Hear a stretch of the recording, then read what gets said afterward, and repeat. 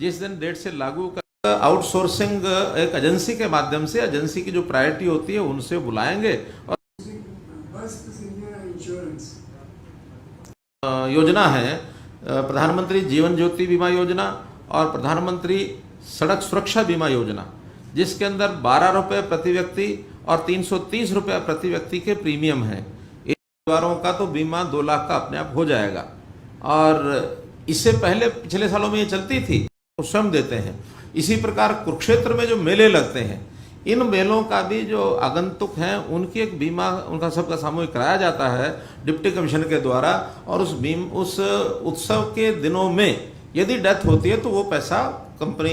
देखिए, अब ये लोकप्रियता किसकी कितनी है, ये तो एक ऐसा विषय है कि जिसके ऊपर आपके सामने भी आएंगे, हमारे सामने भी आएंगे। प्रदेश स्तर की, जिसमें सभी एमएलए बुलाए थे, सभी मंत्री बुलाए थे, सांसद बुलाए थे, मैं भी वहाँ था, हमारे प्रदेश के अध्यक्ष भी थे। लोकतंत्र की व्यवस्था को बहाल करना उनकी जिम्मेवारी होती है। तो आखिर कोई विरोध करेगा हमारी मीटिंग का तो उसको क्या अधिकार है? कोई अधिकार नहीं है। बल्कि एक महीना भर पहले 2 जगह पर तो ये समझौता हुआ, यानी इन आंदोलनकारियों के और प्रशासन के बीच में। हम कहीं नहीं थे, लेकिन प्रशासन ने अपने तरीके से उनसे बातचीत करके एक रिटर्न का उनका एग्रीमेंट करने से, इसके बाद ये घटना होना कि हम किसी को जाने नहीं देंगे वहाँ। हमारे प्रदेश अध्यक्ष को रोका गया, काले झंडे दिखाएं तो रोकना।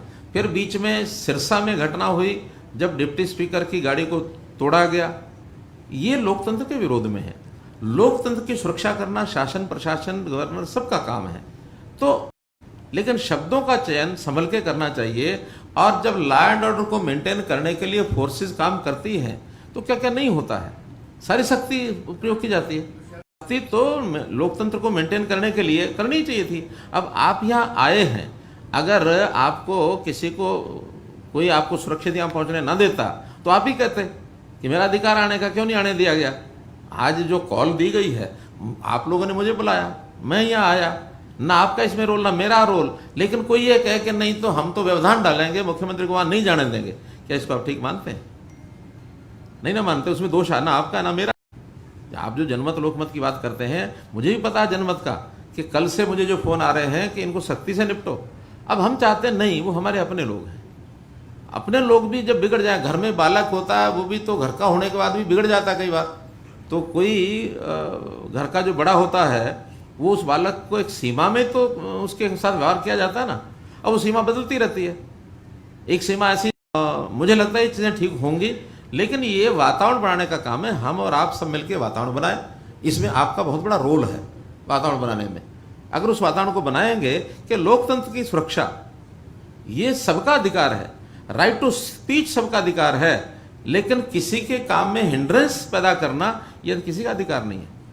मैं हवा में मुक्का चलाता हूँ, मानो ये करते करते यूँ करता हूँ और थोड़ा नज़दीक जा करके और यहाँ इनके नाक पर चला जाए तो मेरा अधिकार है क्या?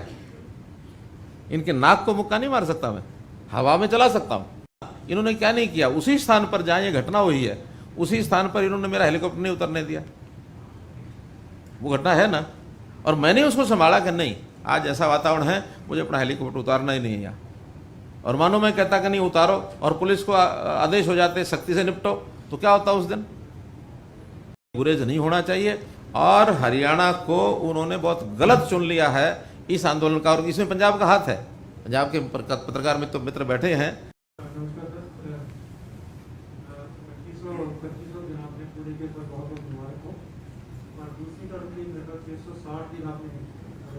हाँ, 600 दिन पर आप आए थे ना। मेरा क्वेश्चन थोड़ा सिंपल सा है, जो टीम मनोहर की है सर परफॉर्मेंस ज़्यादा अच्छी नहीं है सर। बात तो ये है कि ये जो परफॉर्मेंस का पैमाना कभी भी 2 साल का भी उल्टा पुल्टा हो जाता है, होता है ना। हमारे 5 साल हैं, पहले 5 साल की छवि और फिर ये 5 साल पूरे हो जाएंगे तब छवि, दोनों मिला के देख लेना। हमने पिछली बार भी वोट संग्रह में गेन किया है 5 साल में। 36% से 33% से 36 सबसे नहीं की जा सकती। और बाकी बातें जहाँ तक है एक्सपेंशन की, 2 सीटें अभी खाली हैं, और जब 2 खाली हैं हर किसी को पता है इससे ज़्यादा बढ़ नहीं सकते, लेकिन ये पूरी करनी है। में कोई अंतर पड़ रहा है, काम में अंतर पड़ रहा है, ऐसा नहीं है। अभी विभाग 12 मंत्रियों के पास है, फिर यही विभाग 14 मंत्रियों के पास है। इसलिए हमारी स्टेट की स्टेबिलिटी काम में भी कहूँगा कि चुनाव आयोग को सोचना चाहिए कि इस देश भर में अकेले होते तो अलग बात होती। और आपने कहा कि आप अगले 5 साल की तैयारी कर रहे हो। अगले 5 साल की तैयारी अकेले बीजेपी की है या लेकर उस तरीके से तैयारी? देखिए, ये परिस्थितियों एक गठबंधन किया है और इस तरीके की घटनाएं, क्योंकि बीजेपी के नेता भी बाहर जाएंगे, आप भी बाहर जाएंगे, डिप्टी सीएम भी जाएंगे, मंत्री भी जाएंगे, और 2 घंटे में उस वक्त पूरा प्रदेश को जाम कर दिया था। इस पर बहुत सारे एमएलए ने बोला, आपने भी बहुत जवाब दिया, विपक्ष के नेता ने कहा, और अगले दिन उन्होंने प्रेस कॉन्फ्रेंस कर दी। उन्होंने कहा कि मुख्यमंत्री जी ने जवाब दिया है, लेकिन गृह मंत्री की जांच हो। इसमें क्या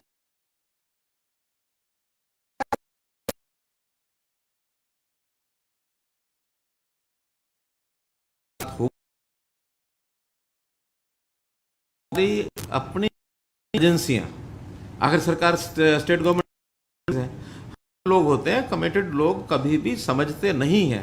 जैसे मैंने कहा, मैं ना मानूं, ये वैसे ही उतने ही लोग बचे हुए, इससे ज़्यादा नहीं है। इसलिए कोई बहुत जन समूह इनके पीछे खड़ा ऐसा नहीं है।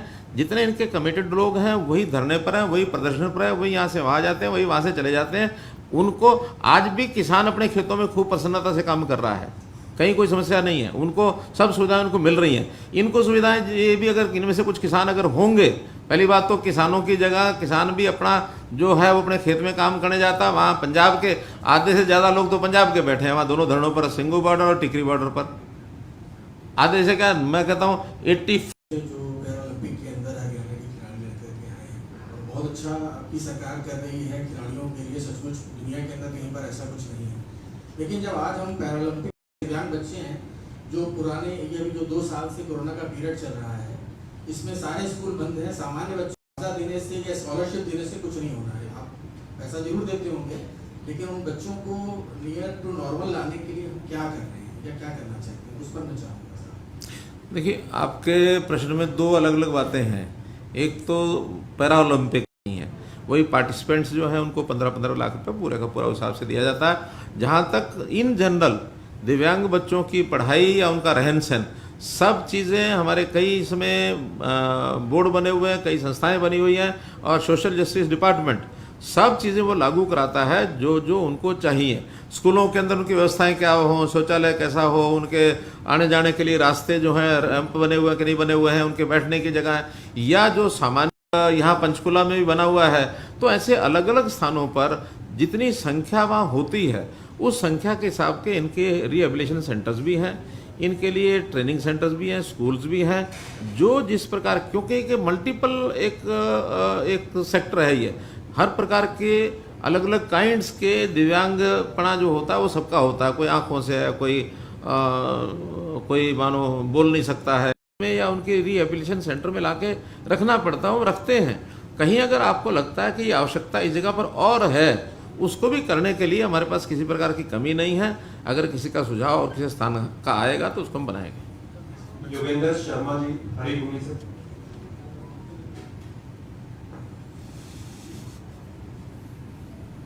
साहब, आपने पंचायत के जो प्रतिनिधि हैं उनके लिए एजुकेशन लागू की और पॉलिसी की बाकी स्टेट में तारीफ की हुई, लेकिन अब लोग सवाल ये उठाने लगे, जो असेंबली है, जो विधानसभा है, क्या आप उसमें भी इसको लागू करेंगे? जब ये विषय हमने पंचायत के लिए किया था, उस समय भी लोगों ने हमसे पूछा था। हमने कहा कि देखिए, जो हमारे दायरे में हो हमने किया है, जो हमारे दायरे में नहीं है वो उसको हम सोचें, उसका कोई अर्थ नहीं है। ये काम है जो पीपल्स रिप्रेजेंटेटिव एक्ट के अंतर्गत संसद का, केंद्र सरकार का, वो इसको लागू करे। जैसे यहाँ पंचायतों में हो गया, कल को अगर विधानसभा में हो गया तो मैं तो 8वीं पास हूँ, इसलिए उन्होंने दौड़ के 10वीं पास की और 12वीं पास की है। दूसरा सर, मेरा सवाल ये था, 7 साल बीत गए हैं, आपने सबसे बड़ा और अहम डिपार्टमेंट एजुकेशन में ऑनलाइन तबादले हुए, लेकिन बाकी महकमे में आज तक कोई ऑनलाइन तबादला नहीं हुआ, और कोविड का भी संक्रमण अब कम हो गया है, तो क्या इसकी बाकी तैयारी क्या है? ऐसा नहीं कि बाकी डिपार्टमेंट से हुए नहीं, हमने पहले 500 से ऊपर जिन जिन का कैडर स्ट्रेंथ है उन सब में लागू किया था। बाद में 300 के जो कैडर स्ट्रेंथ है उनके लिए भी कह दिया है। अब तो 80 या इससे ऊपर कैडर स्ट्रेंथ है उनके लिए भी आदेश दे दिए गए हैं। लेकिन चूंकि कोविड आया था, इस कोविड में कई प्रकार की कठिनाइयाँ थी, इसके कारण से थोड़ा सा इसमें एक ढिलाई आई थी। अब हमने कहा है कि इस महीने के अंदर अंदर, क्योंकि अब स्कूल वगैरह खुलेंगे, तो जितने डिपार्टमेंट ने अपनी तैयारी कर रखी है, लगभग 80 कैडर ऐसे हैं जिन्होंने अपनी तैयारी कर रखी है और वो अब ट्रांसफ़र करना शुरू कर देंगे। Tarlochan Singh connect FM Canada. Press club ਚੋਂ ਵੀ 2-3 ਕਿਲੋਮੀਟਰ ਪੈਦਲ ਆਉਣਾ ਪਿਆ। ਲੱਗਦਾ ਜਿਵੇਂ ਪ੍ਰੈਸ ਕਲੱਬ ਤੇ ਪੁਲਿਸ ਨੇ ਕਬਜ਼ਾ ਕਰ ਲਿਆ। ਕੋਈ ਗੱਲ ਨਹੀਂ। ਇੱਕ ਮੇਰਾ ਸਵਾਲ ਇਹ ਹੈ ਕਿ ਤੁਸੀਂ ਇਹ ਗੱਲ ਕਹੀ ਹੈ ਕਿ ਜਿਹੜੇ ਕਿਸੇ ਵਿਅਕਤੀ ਦਾ ਰਾਹ ਰੋਕਦੇ ਨੇ, ਕਾਮਰੇਡਾਂ ਦੀਆਂ ਜਥੇਬੰਦੀਆਂ ਜਿਹੜੀਆਂ ਪਾਰਟੀਆਂ ਨੇ, ਉਹ ਦੇਸ਼ ਪੱਧਰ ਤੇ ਇੰਨੀਆਂ ਸਟਰੋਂਗ ਨੇ ਕਿ ਸੰਘਰਸ਼ ਇੰਨਾ ਵੱਡਾ ਖੜਾ ਕਰ ਸਕਦੀਆਂ। ਕਰਨਾਲ ਘਟਨਾ ਬਾਰੇ ਪੰਜਾਬ ਦੇ ਮੁੱਖ ਮੰਤਰੀ ਨੇ ਕਿਹਾ ਕਿ ਮਨੋਹਰ ਲਾਲ ਖੱਟੜ ਦੀ ਮੁਆਫੀ ਮੰਗਣ। ਕੀ ਤੁਸੀਂ ਮੰਗੋਗੇ? ਪਰ ਇੱਕ ਸਵਾਲ ਛੋਟਾ ਜਿਹਾ ਇਹ ਹੈ ਕਿ ਹੁਣ ਤੱਕ ਕਿਸਾਨਾਂ ਉੱਪਰ ਕਿੰਨੇ ਕੇਸ ਦਰਜ ਕੀਤੇ ਨੇ ਹਰਿਆਣਾ ਸਰਕਾਰ ਨੇ? Thank you. ਪਹਿਲੀ ਗੱਲ ਤੇ ਹੈ ਕਿ ਮੇਰੇ ਕੋਲੋਂ ਤਿਆਗ ਪੱਤਰ ਮੰਗਣ ਵਾਲੇ ਜਿਨ੍ਹਾਂ ਦਾ ਨਾਂ ਤੁਸੀਂ ਲਿਆ ਹੈ ਉਹ ਕੌਣ ਹੁੰਦੇ ਮੇਰੇ ਸਿਰ ਤੇ? ਮੈਂ ਉਹਨਾਂ ਨੂੰ ਕੀ ਮੰਨਾਂ? ਜਿਹੜੇ ਤੁਸੀਂ ਕਹਿੰਦੇ ਹੋ ਕਿ ਉਹ ਤਿਆਗ ਪੱਤਰ ਦੇਣ ਕਿ ਨਾ ਦੇਣ, ਤਿਆਗ ਪੱਤਰ ਤੇ ਉਹਨਾਂ ਨੂੰ ਦੇ ਦੇਣਾ ਚਾਹੀਦਾ ਹੈ ਕਿ ਜਿਹੜੇ ਉਹ ਕਾਰਨ ਉਹ ਬਣੇ ਨੇ ਸਾਰੇ ਕਿਸਾਨ ਅੰਦੋਲਨ ਦੇ, ਕਿਉਂਕਿ ਪੰਜਾਬ ਦੇ ਹੀ ਬੰਦੇ ਹੈਗੇ ਆ ਕਿ ਜਿਹੜੇ ਉੱਥੇ ਜਾ ਕੇ ਬੈਠੇ ਆ। ਮੇਰੇ ਹਰਿਆਣਾ ਦਾ ਬੰਦਾ ਨਾ ਤੇ ਸਿੰਘੂ ਬਾਰਡਰ ਤੇ ਬੈਠਾ ਹੈ, ਨਾ ਟਿਕਰੀ ਬਾਰਡਰ ਤੇ ਬੈਠਾ ਹੈ। ਤੁਸੀਂ ਜਾ ਕੇ ਗਿਣ ਲਓ ਜਾ ਕੇ। ਮੇਰੇ ਕੋਲ ਰੋਜ਼ਾਨਾ ਖਬਰ ਆ ਜਾਂਦੀ ਹੈ ਕਿ ਉੱਥੇ ਪੰਜਾਬ ਦੇ ਬੰਦੇ ਕਿੰਨੇ ਕਿ ਹਰਿਆਣਾ ਦੇ ਬੰਦੇ ਕਿੰਨੇ ਹੈ। ਔਰ ਉਹ ਜਿਹੜੇ ਇਹ ਗਲਬਈਆਂ ਪਾਈ ਫਿਰਦੇ ਹੈ, ਇਹ ਸਾਰਾ ਸੰਦਕ ਸਭ ਨੂੰ ਪਤਾ ਹੈ ਕੌਣ ਕੀ ਕਰਦਾ। ਉੱਥੇ ਉਹ ਬੈਠੇ ਬੈਠੇ ਉਹਨਾਂ ਨੂੰ ਉਕਸਾ ਰਹੇ ਆ, ਔਰ ਇੱਥੇ ਸਾਡੇ ਜਿਹੜੇ ਹੁੱਡਾ ਸਾਹਿਬ ਔਰ ਸਾਡੇ ਜਿਹੜੇ ਕਾਂਗਰਸ ਦੇ ਮਿੱਤਰ ਨੇ ਉਹ ਸਾਰੇ ਕਰ ਰਹੇ ਆ, ਸਾਨੂੰ ਸਾਰਾ ਪਤਾ ਹੈ। ਔਰ ਇੰਨਾ ਵੱਡਾ ਅਗਰ ਉਹਨਾਂ ਦਾ ਸੰਗਠਨ ਜਥੇਬੰਦੀਆਂ ਹੁੰਦੀਆਂ ਤੇ ਹੁਣ ਤੱਕ ਅੰਦੋਲਨ ਖਤਮ ਹੋ ਗਿਆ ਹੁੰਦਾ। ਉਹ ਤੇ ਕੁੱਲ ਮਿਲਾ ਕੇ ਉੱਥੇ ਜਥੇਬੰਦੀ ਦਾ ਕੋਈ ਅਸਰ ਨਹੀਂ ਹੈ ਹਰਿਆਣਾ ਦੇ ਵਿੱਚ। ਜਿੰਨੇ ਲੋਕ ਉੱਥੇ ਨੇ ਉਹ ਸਾਨੂੰ ਪਤਾ ਹੈ। ਪੂਰਾ ਹਰਿਆਣਾ ਦਾ ਕਿਸਾਨ ਹੈ, ਉਹ ਖੁਸ਼ ਹੈ। ਹਰਿਆਣਾ ਦੇ ਕਿਸਾਨ ਨੂੰ ਜੋ ਕੁਝ ਅਸੀਂ ਵਿਵਸਥਾਵਾਂ ਦੇ ਰਹੇ ਹਾਂ ਪੂਰੀਆਂ ਦੇ ਰਹੇ ਹਾਂ। ਹਾਂ, ਜਿਨ੍ਹਾਂ ਨੂੰ ਨਹੀਂ ਮੰਨਣਾ ਉਹ ਨਹੀਂ ਮੰਨਣਾ ਤੇ ਨਹੀਂ ਮੰਨਣਾ, ਉਹਨਾਂ ਨੂੰ ਜ਼ਬਰਦਸਤੀ ਨਹੀਂ ਮਨਾ ਸਕਦੇ। ਲੇਕਿਨ ਲੋਕਤੰਤਰ ਦੇ ਵਿੱਚ ਕਿਸੇ ਦੇ ਰਸਤੇ ਨੂੰ ਰੋਕਣ ਦਾ ਅਸੀਂ ਵੀ ਤਾਂ ਨਹੀਂ ਰੋਕਦੇ ਨਾ ਉਹਨਾਂ ਨੂੰ। ਅਸੀਂ ਉਹਨਾਂ ਨੂੰ ਨਹੀਂ ਕਿਹਾ ਕਿ ਤੁਸੀਂ ਧਰਨਾ ਨਾ ਦਿਓ। ਧਰਨਾ ਦੇਣ ਵਾਸਤੇ ਉਹਨਾਂ ਨੇ ਤੇ ਜਿੰਨੀਆਂ ਵਿਵਸਥਾਵਾਂ ਮੰਗੀਆਂ ਅਸੀਂ ਸਿੰਘੂ ਬਾਰਡਰ ਤੇ ਟਿਕਰੀ ਬਾਰਡਰ ਤੇ ਉਹ ਵੀ ਦਿੱਤੀਆਂ। ਸਫਾਈ ਉੱਥੇ ਕਰਾਈ, ਪਾਣੀ ਦੀ ਵਿਵਸਥਾ ਉੱਥੇ ਕੀਤੀ, ਬਿਜਲੀ ਦੇ ਕਨੈਕਸ਼ਨ ਉਹਨੂੰ ਦਿੱਤੇ, ਮੈਡੀਕਲ ਵਿਵਸਥਾਵਾਂ ਉੱਥੇ ਕਰਕੇ ਅਸੀਂ ਦੇ ਰਹੇ ਹਾਂ। ਆਖਿਰ ਇੰਨੇ ਮਹੀਨੇ ਤੋਂ ਬੈਠੇ ਹੈ ਤੇ ਬਿਨਾਂ ਸਰਕਾਰੀ ਵਿਵਸਥਾਵਾਂ ਦੇ ਨਹੀਂ ਬੈਠੇ ਉੱਥੇ। ਸਾਰਾ ਜਿਹੜਾ ਲੋਕਤੰਤਰਿਕ ਤਰੀਕਾ ਹੈ ਉਹ ਅਸੀਂ ਅਡੋਪਟ ਕਰ ਰਹੇ ਹਾਂ। ਲੇਕਿਨ ਇਹਦਾ ਮਤਲਬ ਇਹ ਨਹੀਂ ਹੈ ਕਿ ਇੱਕ ਸੀਮਾ ਨੂੰ ਪਾਰ ਕਰਨ ਵਾਸਤੇ ਕਿਸੇ ਨੂੰ ਛੂਟ ਹੈ। ਸੀਮਾ ਪਾਰ ਕਰਨ ਦੀ ਛੂਟ ਕਿਸੇ ਨੂੰ ਨਹੀਂ ਹੈ। ਔਰ ਅਸੀਂ ਆਪਣੇ ਹਰਿਆਣਾ ਦੇ ਕਿਸਾਨ ਨੂੰ ਕਿਵੇਂ ਖੁਸ਼ ਰੱਖਣਾ ਇਹ ਸਾਨੂੰ ਪਤਾ ਹੈ। ਔਰ ਜਦ ਤੱਕ ਇਹ ਹੈ ਕਿ ਇੰਨੇ ਮਹੀਨੇ ਗੱਲ ਨਹੀਂ ਹੋਈ, ਗੱਲ ਕਰਨ ਵਾਸਤੇ ਕੇਂਦਰ ਸਰਕਾਰ ਹਮੇਸ਼ਾ ਬੁਲਾਉਂਦੀ ਹੈ। ਲੇਕਿਨ ਉਹ ਕਹਿੰਦੇ ਕਿ ਪਹਿਲਾਂ ਸਾਡੀ ਗੱਲ ਮੰਨੋ। ਪੰਚਾਇਤ ਕਿਆ ਪੰਚਾਂ ਦਾ ਆਖਿਆ ਉੱਥੇ ਦਾ ਉੱਥੇ, ਬਰਨਾਲਾ ਕਿਆ ਪੰਚਾਂ ਦਾ ਆਖਿਆ ਸਿਰ ਮੱਥੇ, ਬਰਨਾਲਾ ਉੱਥੇ ਦਾ ਉੱਥੇ। ਕਿ ਨਾ ਜੀ ਪਹਿਲੇ 3 ਕਾਨੂੰਨ ਵਾਪਸ ਲਓ ਫਿਰ ਅਸੀਂ ਗੱਲ ਕਰਾਂਗੇ। ਸਾਫ਼ ਕੀ ਹੈ? ਆਖਿਰ ਇਹ ਸਭ ਕਿਵੇਂ ਹੋਏਗਾ ਕਿ ਵੀ ਤੁਹਾਡੀਆਂ ਜ਼ਮੀਨਾਂ ਵਿਕ ਜਾਣਗੀਆਂ, MSP ਖਤਮ ਹੋ ਜਾਏਗਾ, ਮੰਡੀਆਂ ਖਤਮ ਹੋ ਜਾਣਗੀਆਂ। MSP ਕੋਈ ਸਰਕਾਰ ਕਦੇ ਵੀ ਨਾ ਅੱਜ ਤੱਕ ਖਤਮ ਕੀਤਾ, ਨਾ ਅੱਜ ਤੱਕ ਕਦੇ ਹੋਇਆ। MSP 1967 ਤੋਂ ਲਾਗੂ ਹੈ, 66 ਤੋਂ ਲੈ ਕੇ 2014 ਤੱਕ ਕਾਂਗਰਸ ਦੀ ਸਰਕਾਰਾਂ ਕਿੰਨੀ ਵਾਰੀ ਆਈਆਂ, ਸੈਂਟਰ ਦੇ ਵਿੱਚ ਹੀ ਸਟੇਟਾਂ ਦੇ ਵਿੱਚ ਹੀ। ਕਿਉਂ ਨਹੀਂ ਅੱਜ ਤੱਕ ਕਾਨੂੰਨ ਬਣਾਇਆ? ਬਣਾ ਦੇਣਾ ਚਾਹੀਦਾ ਸੀ ਨਾ। ਔਰ ਅੰਦਰ ਖਾਤੇ ਇਹਨਾਂ ਕਾਨੂੰਨਾਂ ਦੇ ਹੱਕ 'ਚ ਇਹ ਵੀ ਨੇ। ਸ਼ੁਰੂਆਤ ਤੇ ਇਹਨਾਂ ਨੇ ਕੀਤੀ ਹੈ। ਸਾਰੀ ਵੀਡੀਓ ਜਿਹੜੀਆਂ ਹੈ ਅਸੈਂਬਲੀ ਦੇ ਵਿੱਚ ਡਿਸਕਸ਼ਨ, ਪਾਰਲੀਮੈਂਟ ਦੀ ਡਿਸਕਸ਼ਨ ਸਭ ਦੀਆਂ ਹੈਗੀਆਂ, ਕਿਹਦੀਆਂ ਨਹੀਂ ਹੈ। ਇਸ ਕਰਕੇ ਕਿਉਂਕਿ ਉਹਨਾਂ ਦੇ ਹੱਥ 'ਚ ਹੁਣ ਰਾਜ ਨਹੀਂ ਹੈ, ਵਿਪਕਸ਼ 'ਚ ਬੈਠੇ ਹੈ ਤੇ ਉਹ ਕੁਝ ਵੀ ਜਿਹੜੀ ਸੱਤਾਧਾਰੀ ਪਾਰਟੀ ਹੈ ਉਹਦੇ ਖਿਲਾਫ ਕੁਝ ਵੀ ਬੋਲਣਾ ਭੁੱਲੀ ਚਲੇ ਜਾਓ। ਇਸ ਤਰ੍ਹਾਂ ਨਹੀਂ ਹੁੰਦਾ। ਲੋਕਤੰਤਰ ਦੇ ਵਿੱਚ ਬੈਠ ਕੇ ਗੱਲਬਾਤ ਜਿਹੜੀ ਹੁੰਦੀ ਹੈ ਉਹੀ ਇੱਕ ਰਸਤਾ ਹੁੰਦਾ ਆਪਸ ਵਿੱਚ dialogue. It is the only way to settle out the problem. Charanjit Ahuja Canada से। Sir, you explained very vividly about various achievements of your government. And when there is success, because you told about success on various parameters, when there is success, there must be some failure also, because failure and success go hand in hand.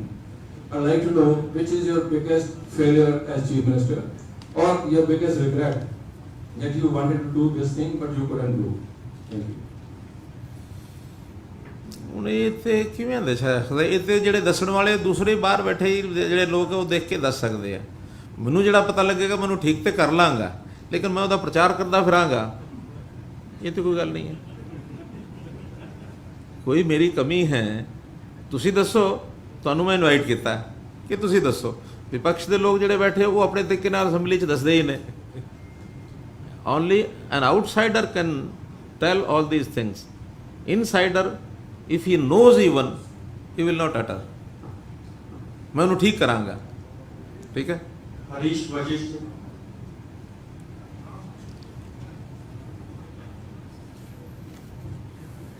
साहब आपने जितना बताया उससे तो ये ऐसा लगा जो हमारे हरियाणा के साथी नहीं है, हरियाणा में नहीं रहते हैं, कि उन्हें चल के हरियाणा के अंदर बच जाना चाहिए। फर्क जैसा है वो आपने वर्णन किया। मैं किस तरह का मुख्यमंत्री याद रखा जाए मुझे, मैंने ना तो कभी सोचा और ना मेरी कोई बड़ी अपेक्षा। मुझे लोग भूल जाएं तो ज़्यादा अच्छा। मैंने अपने बचपन में एक छोड़ चलो ये शुद्र भावना हिंदुस्तान के वीर प्यार, ऐसा कुछ आगे है एक लाइन। तो ऐसा यानी कभी भी सोचा नहीं कि मेरा कोई अखबार इस राजनीति के माध्यम से कैसे अपने आप को प्रभावी बनाया जाए, कैसे अपने साथियों को प्रभावी बना दिया जाए। जनता के काम करते हैं, फिर जिन्होंने हमको याद करना ये उनका काम। कुछ मकान लाल डोरे से बाहर जो एग्रीकल्चर लैंड पे 7A का जिसमें उल्लंघन है, इस तरह की भी अवैध कॉलोनियां ऑलरेडी बन चुकी हैं। तो जो अवैध कॉलोनियों को आप नियमित करेंगे, वो नियमित क्या वो कॉलोनियां भी होंगी जिसके ऊपर कई हजारों मकान बने हुए हैं? देखिए, पहली बात तो है कि उसको ही देना पड़ता है, तो इसलिए डेवलपमेंट चार्ज लेकर के उनको नियमित कर। एक एम्प्लॉइज की बहुत पुरानी मांग है कि पुरानी पेंशन लागू करी जाए। उसके ऊपर आपकी जो गठबंधन वाले पार्टनर है और आपने एक वादा किया था इलेक्शन से पहले, तो इसके ऊपर कुछ आगे कार्य करने जा रहे हैं? पहली बात तो कि कोई भी बात आप मेरे मुंह में डालेंगे अच्छा नहीं है। मैंने कभी वादा नहीं किया पुरानी पेंशन लाने का, और मुझे लगता भी नहीं है, क्योंकि राष्ट्रव्यापी ये एक कार्यक्रम है, राष्ट्रव्यापी एक घोषणा है, सबने इसको अडॉप्ट किया है।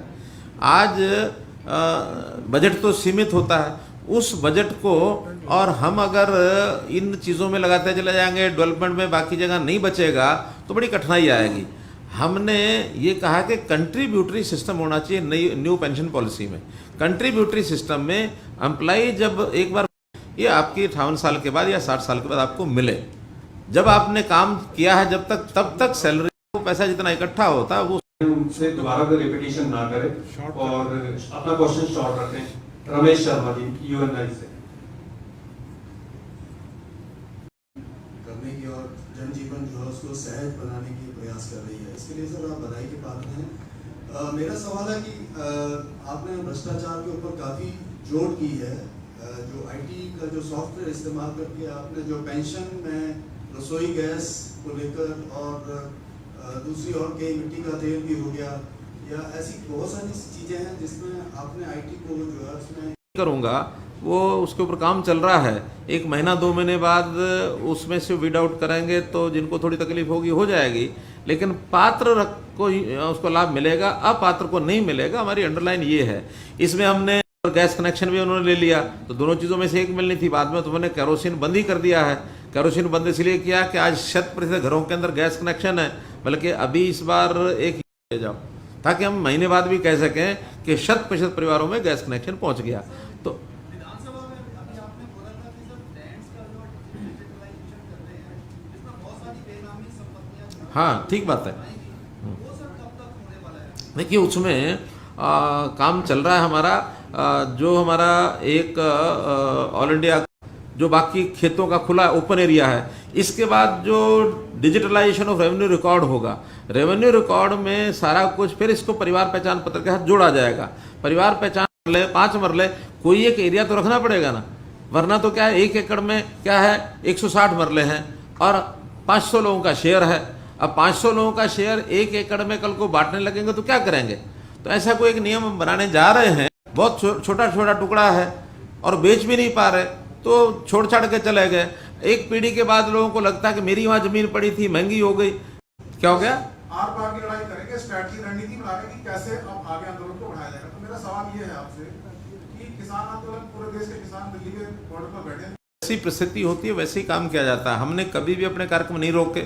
हमको जहाँ लगता है कि अभी यहाँ टकराव नहीं करना, यहाँ मामले को हल करना है, वहाँ शायद हमने कुछ दिन के लिए होल्ड करते हैं तो हम कर भी लेते हैं। लेकिन अब हमारे हरियाणा में जैसे तिरंगा यात्राएं हैं, हमारे आज वो मीटिंग में क्या कर रहे हैं हमारे सामने तो भी विषय आया नहीं है।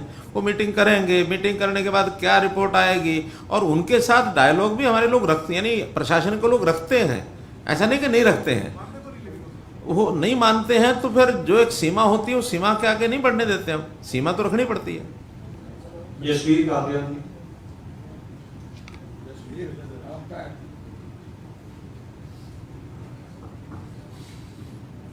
सर मेरे दो सवाल हैं आपसे जी। एक सवाल तो ये है कि इस दफा जो जनादेश आया उसमें आप भाजपा को लोगों ने स्पष्ट बहुमत दे दिया और चुनाव में भाजपा के कई दिग्गज जो कई मंत्री चुनाव हारे, उसके बावजूद आपने सरकार बनाई।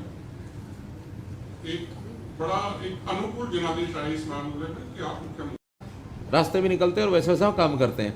हम अपने सामाजिक काम, राजनीतिक काम, प्रशासनिक काम तो जैसे पहले चला रहे थे वैसे ही चला रहे हैं। परिस्थितियाँ कैसे कैसे आती हैं, उस समय हम लोग अक्टूबर 26, 2014 को शासन मैंने संभाला, ठीक 7 दिन के बाद 3 नवंबर को 10% काम कानून ले आएंगे और समझौता हो गया।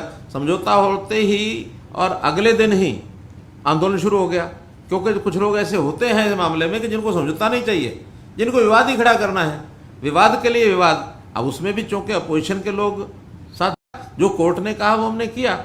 अब कोर्ट से ऊपर कोई चीज़ नहीं होती, आखिर कहीं ना कहीं तो हमको आर्बिट्रेशन है या कोर्ट है या रिकन्सिलिएशन है, जो कुछ कर, इसलिए इतना अंतर है कि उस समय हम 0 से शुरू हुए थे, आज हम ये जो टर्म है 5 साल के अनुभव के बाद शुरू किया। हर दिन अनुभव बढ़ता है, हर दिन चीज़ें ठीक होती हैं।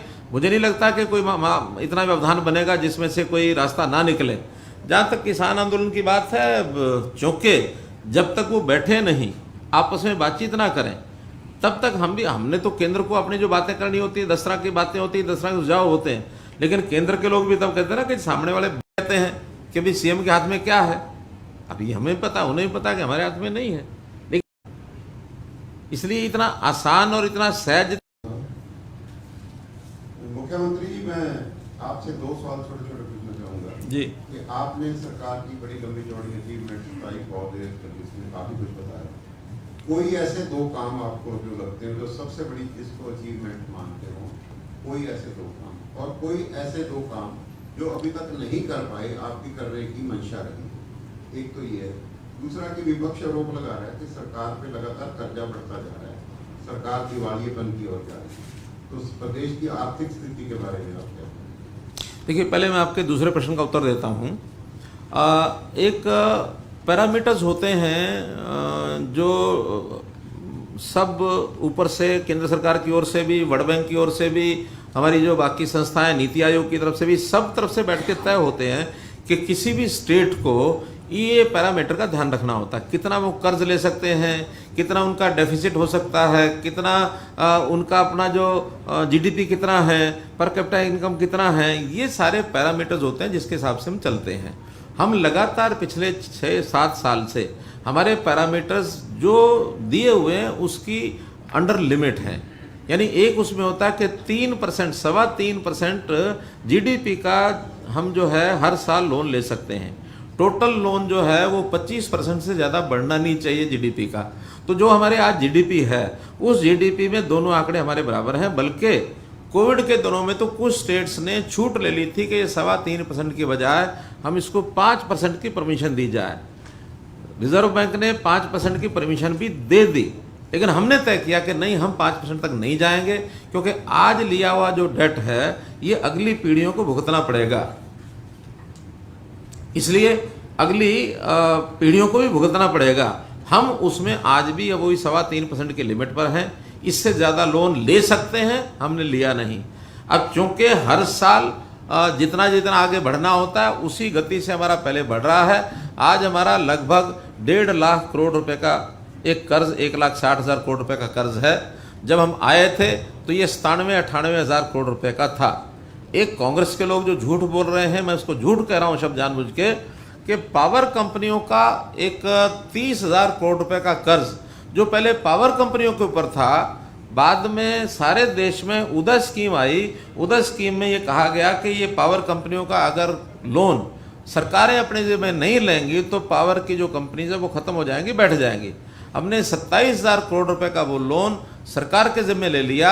70,000 करोड़ रुपया हुड्डा सरकार छोड़ के गई थी, 27,000 करोड़ रुपया ये 97,000 करोड़ रुपए का कर्ज था। वो 70 कह रहे हैं, हम सिद्ध करते हैं कि 97 था उस समय। 97 से आज अगर 160 हुआ है तो हमारे पैरामीटर्स के अंदर है, उससे ज़्यादा नहीं है। दूसरा, जहाँ तक दूसरे प्रदेशों की आर्थिक हालात है, आप यहाँ पंजाब के लोग भी बैठे हैं, वो आप जाके पैरामीटर देख लें। पंजाब की आर्थिक स्थिति बहुत भयंकर है। कोई भी हमारा हरियाणा का और पंजाब का कोई मुकाबला नहीं। उनके अपने मंत्री वो सब कह चुके हैं कि हरियाणा जैसी चीज़ों पर लेकर के आओ। हरियाणा में चाहे वो किसानों की बात है, चाहे वो गन्ने का भाव है, चाहे प्रोक्योरमेंट है, चाहे सीधी पेमेंट की बात है, सारे विषय अब वो हरियाणा लाइन पर करने के लिए तैयार हैं। हम बहुत ज़्यादा जिसको कहना चाहिए एक लेवल को छोड़ करके बहुत नीचे जाते नहीं हैं, एक स्टैंडर्ड लेवल बना के रखते हैं, जनता को अपील करते हैं, जनता हमारी बात मानती है। हमारी पर कैपिटा इनकम यानी जो बड़े राज्य हैं सबसे ज़्यादा आज 2,39,000 रुपया हमारी पर कैपिटा इनकम। ये हमारी संतोष की बात है, उसमें हमें संतोष भी है। हम इस पर लगे हैं और आगे तक श्री पावर जो मैंने छोड़ी है उसके बाद इस मलिक साहब आप खड़े होकर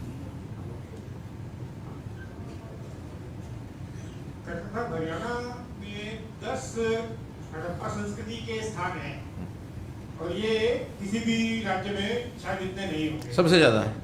तो इसलिए मुझे लगता है कि आपको टूरिज्म और इसकी तरफ शायद ध्यान देना चाहिए। और भी बहुत सारी यहाँ पे हेरिटेज है, तो उसको संभालने के लिए आपकी क्या नीतियाँ हैं?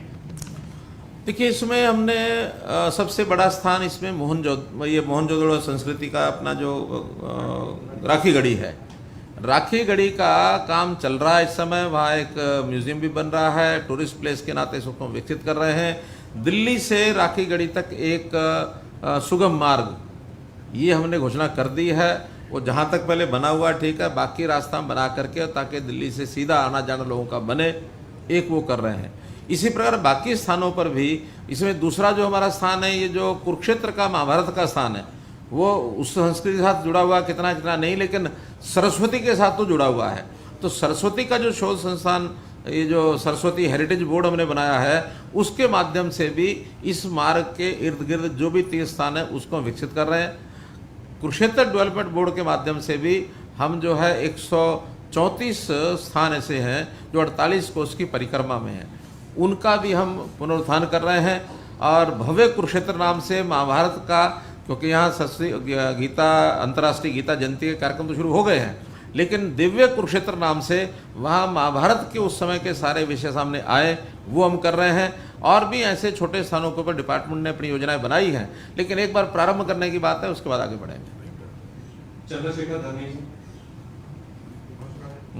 सीएम साहब, इस प्रकार से परिवार पहचान पत्र की आप बात कर रहे हैं, दूसरी तरफ कांग्रेस को देखा जाए, कांग्रेस इसको कह रही है कि सिक्रेसी लीक होने का खतरा है, उसको लेकर मतलब किस तरह से आप कहना चाहेंगे? देखिए, परिवार पहचान पत्र हम बना रहे हैं, हमने सिक्योरिटी के जितने भी मेजर्स हैं वो सारे अडॉप्ट कर लिए हैं।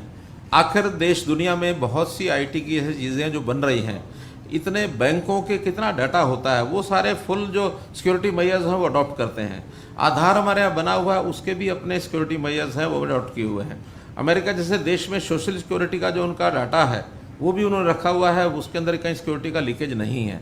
तो सिक्योरिटी के लीकेज की जो संभावना है उनको हमने ख़त्म किया है। स्ट्रिंजेंट उनके बहुत सख्त उसके लिए कानून बनाया गया है कि जो इसके अंदर कहीं किसी प्रकार की जो विद इन खतरा होने वाला, मैं बात नहीं कर रहा कि लीक होगा, लेकिन जिस खतरे का वो कह रहे हैं वो बड़े बड़े जिनके एसेट्स होते हैं, बड़ी बड़ी जो बैंक बैलेंसेस होते हैं, उन लोगों के डाटा के लीक होने के खतरे ज़्यादा रहते हैं। यहाँ हमारे यहाँ कोई किसी प्रकार की प्राइवेसी वाला ऐसा डाटा नहीं जिसका कोई बहुत बड़ा खतरा पैदा होने वाला है। यहाँ तो गरीब की सेवा के लिए डाटा रख रहे हैं। जो बड़ी इनकम वाले उनसे हम पूछ ही नहीं रहे क्या है क्या नहीं है। उसको तो इतना ही है कि भाई तुमने जो इनकम टैक्स में अपनी रिटर्न भरी है वो लिख देगा तब भी बहुत है, और वो लिख देगा तो वो तो कहीं भी पूछ सकते हैं आप केस से भी, उसका तो कोई लीक होने का खतरा है ही नहीं है। कोई करवाने के लिए उनसे बात करके मैसेज मिलता है तो यही, कोई निकलने वाला नहीं है। इनको बैठकर सरकार ये मानती है कि 3 कानून देश के किसान के भले के लिए। अब ये परसेप्शन इतनी अलग अलग है, इस अलग अलग परसेप्शन में एक बार कहीं नजदीक तो आना पड़ेगा ना, करके चर्चा करें, कोई एक कमेटी बन जाए, कुछ और हो। विवाद का समाधान क्या है? बातचीत, उसके बिना नहीं होता। लास्ट 2 क्वेश्चंस ले रहे हैं और भी लेने? तो अच्छा चलिए। सचिन, एबीपी न्यूज से पवन, जनता टीवी। अपने कब्जे में ले लेते हैं, किसी क्यों नहीं निपटा जाता समय रहते, ऐसे नेता आकर हरियाणा के लोगों को बहकाते हैं, भरमाते हैं, और फिर अपनी है तो एक सीमा से आगे हम कुछ कर भी तो नहीं सकते। नहीं थी, इक्का दुक्का थी, लॉ की आवश्यकता नहीं थी, लेकिन अब चूंकि इस प्रकार की बहका करके, लालच दे करके, धोखे से शादियां करना और धर्म परिवर्तन करना, ये घटनाएं कई आ गई हैं। ये घटनाएं न हो। आखिर हमने एंटी कॉपिंग बिल बनाया तो क्यों बनाया? पहले नहीं था, अब बनाया क्योंकि घटनाएं बढ़ रही हैं। जब घटनाएं बढ़ती हैं तो लॉ का बनाना जरूरी हो जाता है, इसलिए इसका कानून बनेगा। अध्ययन जो बताया गया है होम मिनिस्टर के द्वारा, वो अध्ययन टीम ने कर लिया है। बहुत जल्दी इसके ऊपर ड्राफ्ट बना करके और देखेंगे अगले सेशन में लाना है या पहले उसका। नहीं, वो क्या कह रहे हैं कि आप बैठो चाहे आधा घंटा चाहे घंटा, मतलब की बात तो की नहीं आपने। देखिए, मतलब की बात ये है कि 2500 दिन हुए हैं। अब 1000 से गुणा कर देते तो 25 लाख हो जाता है। अब मैंने कहा कितना कर दे, फिर मेरे कान में फूंक मारा आपके दोनों अधिकारियों ने कि 25 तो आप पहले ही कर गए थे। तो अब वो जो इंडेक्स है महंगाई इंडेक्स को बढ़ाया जाए। और पब्लिक रिलेशन में जो सभी हरियाणा की हर अपडेट के लिए बेल आइकन दबाएं और सब्सक्राइब करें सिटी लाइव हरियाणा। फेसबुक पर भी हरियाणा की हर अपडेट के लिए सिटी लाइव हरियाणा पेज को लाइक करें।